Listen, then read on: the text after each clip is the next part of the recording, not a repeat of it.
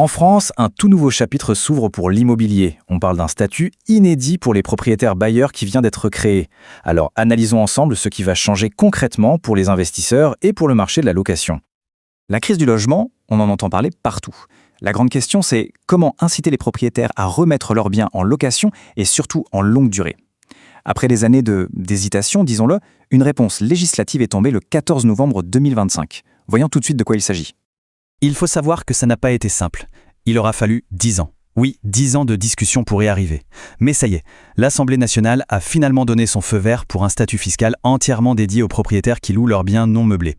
L'ambition est claire, essayer de redynamiser un marché locatif qui est vraiment sous tension, et ce, dès 2026. Mais alors, concrètement, comment ça fonctionne ce nouveau dispositif? Entrons un peu dans la mécanique, dans les rouages de cette nouvelle fiscalité. La pierre angulaire de cette réforme, c'est un mécanisme que certains connaissent déjà bien, surtout ceux qui investissent en meublé, l'amortissement fiscal.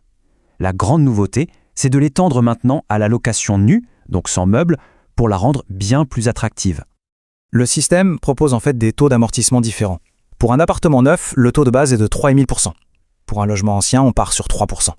Mais là où ça devient intéressant, c'est que ces taux peuvent être augmentés, mais sous certaines conditions, bien sûr. Attention, obtenir ces taux majorés, ce n'est pas automatique. C'est un peu un contrat social si on veut. L'investisseur doit s'engager à pratiquer des loyers modérés, on parle d'environ 15% sous les prix du marché, et si c'est un bien ancien, il doit aussi s'engager dans une rénovation, et pas n'importe laquelle, une rénovation d'ampleur. Et cet avantage fiscal, il a une contrepartie. Et elle est taille, un engagement vraiment fort de la part du propriétaire. Il doit s'engager à louer son bien pendant au moins 12 ans. C'est long, 12 ans. Et en plus, il ne peut pas louer à des personnes de son cercle familial proche. Mais attention, il y a une limite. Le montant total qu'on peut déduire chaque année ne peut pas dépasser 8 000 €. C'est un plafond important à avoir en tête pour les calculs.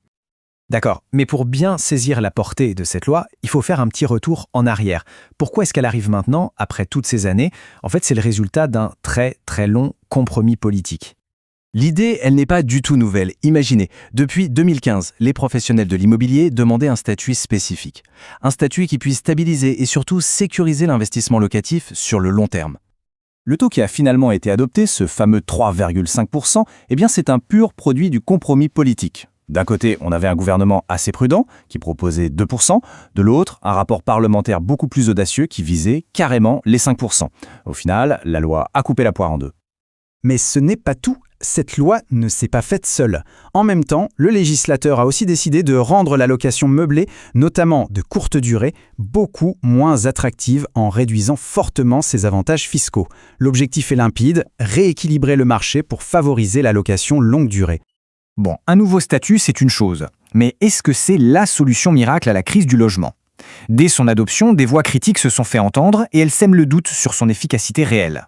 La critique la plus cinglante, elle vient sans doute d'Éric Coquerel, qui est quand même le président de la Commission des finances. Pour lui, ce n'est rien d'autre qu'un Pinel du pauvre. En gros, une version dégradée, une version au rabais d'un ancien dispositif qui a existé pendant longtemps. Et cette critique, elle souligne une crainte majeure. Et si ce nouveau statut n'était finalement qu'un pansement sur une jambe de bois? Un ajustement technique, oui, peut-être bienvenu, mais sans doute insuffisant pour s'attaquer aux racines profondes de la crise du logement en France. La question, au final, elle reste entière. Est-ce que ce nouveau statut marque un vrai changement de cap pour la politique du logement, ou est-ce que ce n'est qu'une réforme de plus qui ne suffira pas